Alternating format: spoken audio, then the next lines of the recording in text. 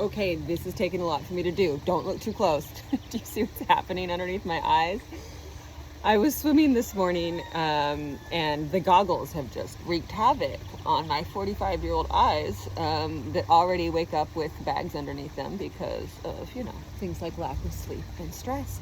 But it is a great illustration for what we're going to talk about today. And what I want you to write down on your page is love.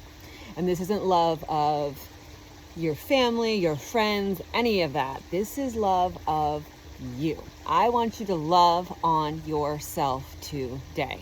And here's how you're going to do it, because I know it's really hard. I took a picture to post of me working out the other day to encourage people that you can work out anywhere, because I was like parked in a parking lot waiting for my daughter, back of the car, I was doing weights, and I looked at the picture and I was like, wow, I've got like extra stuff here, I got like an extra piece here, I've got like uneven skin tone. There's so much hair on my arms. Like, I immediately looked at that picture and pulled it apart like crazy. And I said, what are you, and I caught myself and I said, what are you doing? You are strong and beautiful, and the Lord loves you, and you are worthy. And I know that other people will look at that picture and say, oh my goodness, she's so lucky. I wish I had that, wish I had that, wish I had that. Some people will look at it and say, oh my gosh, she's horrible. But neither here nor there.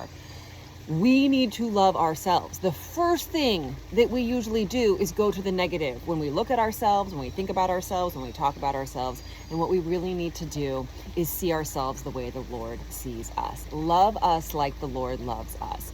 So when I look at my daughter, either one of them, or my son, there is just this overwhelming rush of, oh my goodness, you're so gorgeous. Like, everything about you is perfect. And I know you probably do that. There's somebody in your life you do that with, whether it's a child, a grandchild, a niece, a nephew, somebody that you love so much that when you look at them, you just see perfection and beauty. For instance, I'll look at my daughter and be like, oh, your hair is gorgeous, your eyes, your nose, your skin, everything.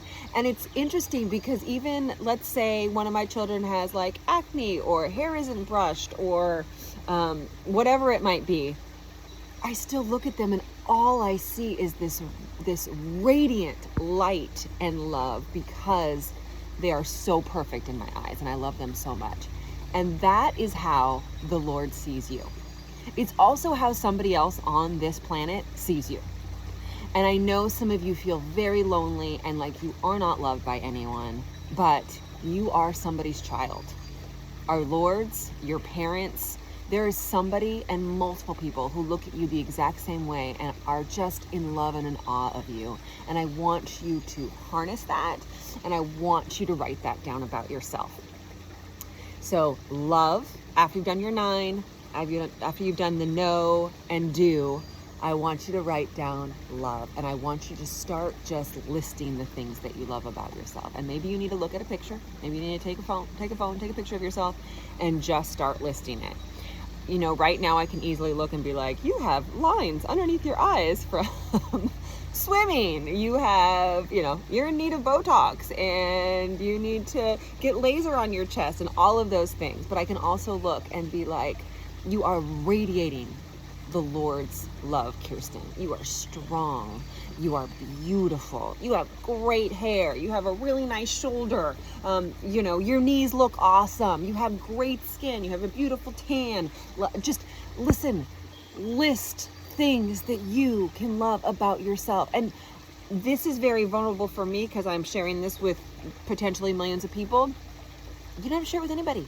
Just write it down. Write down things you love about yourself. And I would love for them to be appearance driven, because that's our hardest.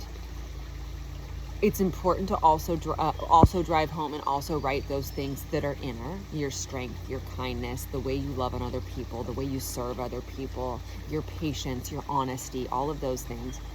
But I would really love you to work on the appearance driven ones. Because if you can have confidence in yourself and you can love yourself the way the Lord does, that is going to radiate to so many other people. They are going to be drawn to you. And once they are drawn to you, you're going to be able to share God's light and love with them and do what you were put on earth to do, which is show them Jesus. So it's important you love yourself. It's important you radiate that confidence.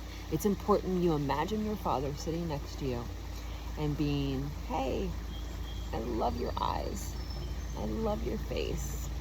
I love your hair. I love your shoulders. I love your stomach. I love everything about you because you are perfectly made. So do that, right? Love, and start listing. And I know it's hard and I know it's uncomfortable, but you know what? You're going to give yourself grace and He's going to help you do it. Real quick, a great place for you to read is the Proverbs 31 woman. And in that, obviously, they talk about, there is a part that says, charm is deceptive and beauty does not last, but a woman who fears the Lord will be greatly praised. But it also talks about her dressing in fine linen and gowns, and she's energetic and she's strong. You are a Proverbs 31 woman. Read that entire chapter and then love on yourself. Bless God.